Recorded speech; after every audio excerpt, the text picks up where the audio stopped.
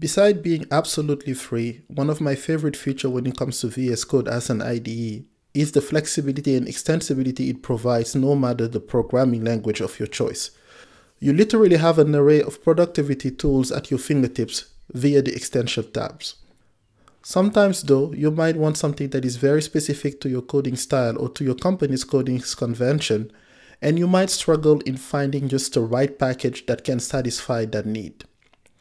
This is where having your user-defined snippets can become very handy, and VS Code makes it really easy to create them.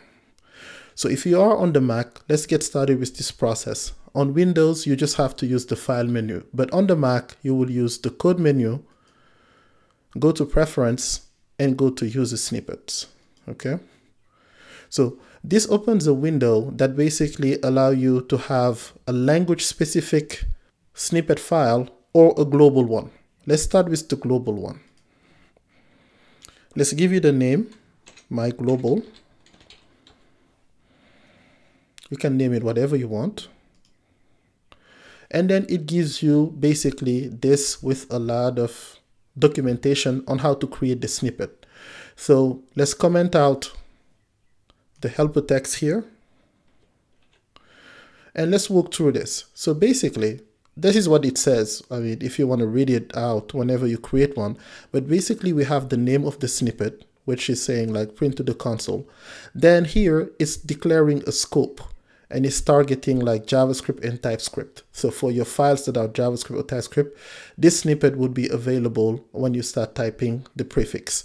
But basically, if you wanted to make it global, you would just take out the scope and it will be available for every single file type you have open in VS Code.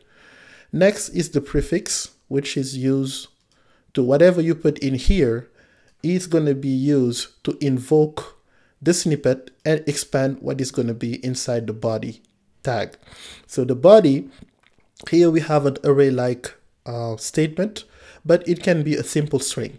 What is important here is that this is going to be the body of your snippet. So whatever code you want it to be expanded would be in here, enclosed in strings.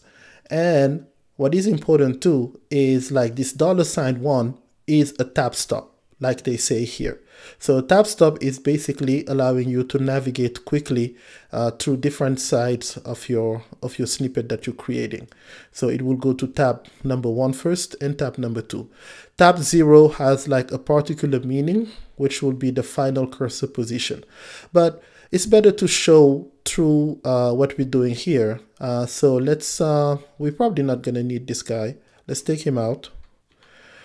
And let's just save this. The cool thing about the snippets is that they are readily available. You don't need to reload or restart your IDE. You can just go into your JavaScript file or any other file, since this one doesn't have a scope, it's global, and then just type log. So when you type log, prints to the console, comes in, and then you can put whatever you want in here. So let's just make sure that we have the right one, because log output does the console. So let's say my console log output to the console. Let's save this. Let's go back here and let's make sure we have the right one being shown, just in case there was another one already. My console log. So this is the one that we're targeting. So this is the one that we had, and then we just put hello world. Okay, so this is like very basic. So let's like create a second one. Let's just copy this part. Let's go to the next line. And then basically we're just gonna do the same again and say, I don't know, warn message. Here we just want to use warn for our prefix, and in the body here we're just going to use console.warn. Okay, so my console warn output to the console. So we have our second snippet, and well, let's make it a little nicer here. Command S. Let's go back to our snippet.js, and then if we type warn, my console warn output to the console comes in, and we can say be careful. Okay, so this becomes a little repetitive to me, and then the whole goal into making it flexible is to, let's say, to be like a lazy coder. So what I have done is this code that is essentially scaffolding a new snippet creation. I'm going to take it, make it a snippet itself, and then allow us to create or scaffold new ones as we want. So I have a gist ready for that.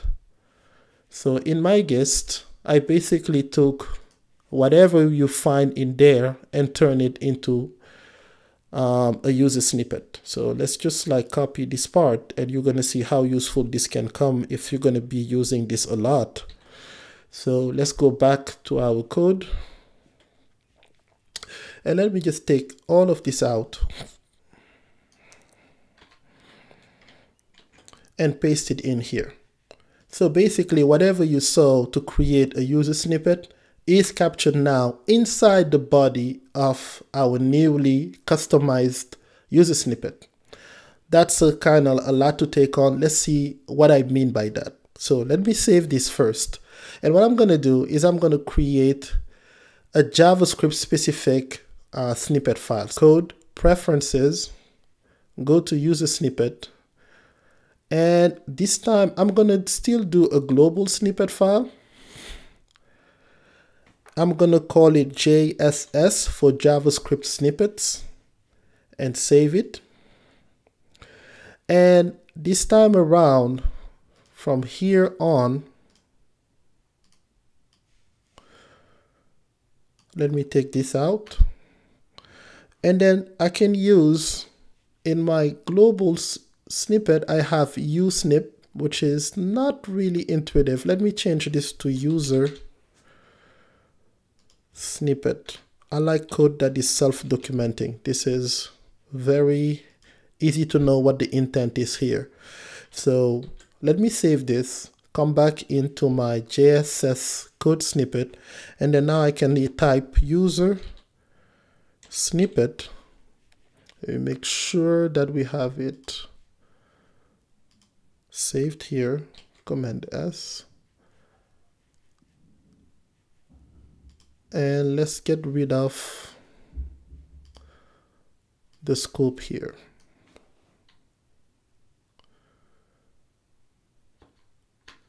Let me make it available to any file. Okay. And in here, what I'm going to do is now I have access to my user snippet. Okay. So I can type this, and then the first snippet I'm going to do is going to be like console message. A console message doesn't exist in JavaScript. It is going to be a shortcut for me to choose between like a console.log, console.info, console.warn, or console.error. So let me give the snippet a name, console underscore message. Let me give it a prefix. So I'm going to use the snippet file name, which is JSS as a namespace. And I'm going to do or describe quickly what the prefix should be doing. Console message. Okay, now in the body here, since I have a one-liner for console log info or the other ones, I'm just going to go ahead and do this. Put my statement console that. Now I want it to be optional here to be able to show either log, info, warn, or error.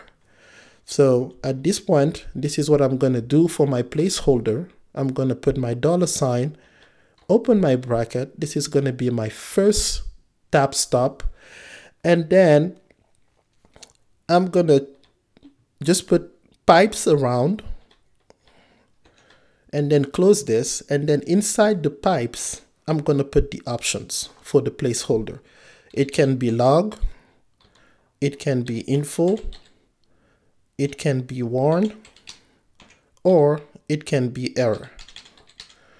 Okay, so this is just the first part of the console. Now the second part of it is the opening and closing parenthesis statement here, and then my second stop can be right here. Okay, and finally let's add a semicolon. I'm one of those oldies who like to have the safety of the semicolon. I like to see it on at the end of my statements. Okay, now one last thing you could do is add a tab stop 0, which is the final cursor position. So this is where you will add it. So that's it, that's a final cursor position. Now let me put a descriptive message here for my console message, just for memory sake, or for if anybody ever gets to use this. So basically it outputs a message to the console with right color context. Okay, so let us save this. Let's go to snippet.js and let's get rid of this. And now I can invoke JSS console message, which says output to the console, output message to the console. I can like expand on this. It gives me more information. And when I click on it, it gives me now choices. You see now that I have like an info window, and I can choose between one of those message types like that I can display on the console. So let's go with the default one, which is log. And then I can put in, you know, I don't know, all is good. There you go. So let's save this for now. And that's our first one. So, but snippets can be a little more involved than this. Instead of a one-liner, we can go with like multiple lines of code.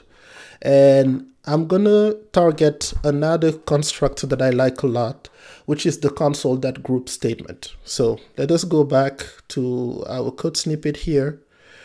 And now I can quickly scaffold our user snippet. You see now it makes it very easy for us to create a new structure. And this one, I'm going to call it console.group. Okay, here I'm going to prefix with JSS, and I'm going to do console group. Now group has basically, and here since I'm going to do a multi-line statement, I'm going to be using like the array body. Okay, now for the first line, group uses, you can have group or group collapsed. I wanted to make it optional, so what we're going to do is we're going to copy this line here. Let's copy the whole line, but let's be very careful about what we're going to leave in. So let me copy this to go fast, paste it in here. And here, I don't want this to be my final cursor position, so I'm gonna get rid of tab stop 0. And then in here, inside, I want it to be either group or group collapsed. Okay, so now anytime I type JSS console group, it's gonna give me an option to have group or group collapsed. Okay, now the next one, and if you have an array, don't ever forget those commas. The second part of the body basically is going to be here, and I'm going to put in a tab character because I want it to be nicely formatted. And then here I'm just going to put like a JavaScript statement, enter console statements. Okay, now for the next line, it is simply gonna just be a tab character again, and then I'm gonna have my tab stop number 3. So number 1 would be for the user, or for me, and in this case, because this is a user snippet, to choose between group and group collapsed. The tab stop number 2 would be the label name. Actually, let me add something here, because what's good about groups is that you can label the group name. So let's change this real quick and add still the number, but let's put a label here, which will be the group name. So, okay. And the number 3 tab is just going to be whatever the user wants to put in here. All right. And finally, to finish this block, I want to put console.group end. And I'm just having the red underline because I forgot the comma here. So it is an array structure. Every single item or every single new line should be separated by a comma. Okay, you could put it into one line, but this makes it like very more readable to me. So okay, let's just make sure that we have everything right here. So this will start like the group block, which will like give us the option to choose between group and group collapsed. We can choose a group name, and then tabbing through, we can start putting our console statement. And then finally, we will have like this block already closed properly with the console.group end. Now, let's make sure that we get a description. So let's just put what is the console group statement allows to group related console statements and give a label to that block. Okay, perfect. So let's save this, go back to our snippet, and let's do this time. Let's take it out. Let's do JSS console.group. We have our message. You see how it helps here with the IntelliSense. And then it even gives us an idea of what it's going to look like. Let's click on this. And then it's giving me the choice to choose, is that going to be group or group collapsed? Okay, I'm going to choose group. And I'm going to go to my next tab stop, and I'm going to give it my group name as my label. Now let's type in our add prefix. I can go to my console message, and this time I want to start with log, okay, and say log. Let's go to the next line, and I'm going to use my JSS again, use message, and this time let me go to info and put here info. JSS message, you get the point. I can go to warn and do warn. And finally, JSS, let's go to the message, do error, and we have error in here.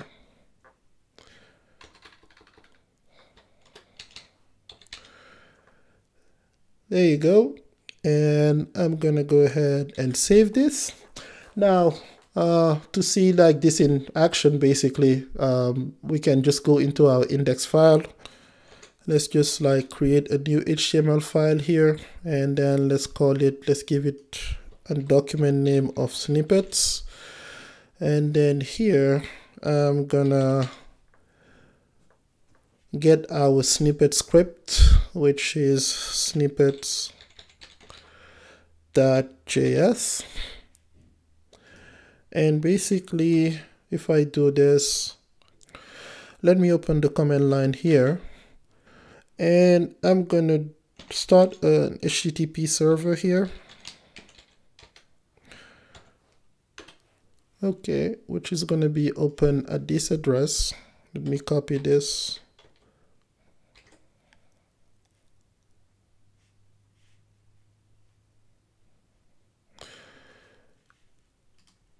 Let's paste this here and enter. Nothing happens here, but let's open our console.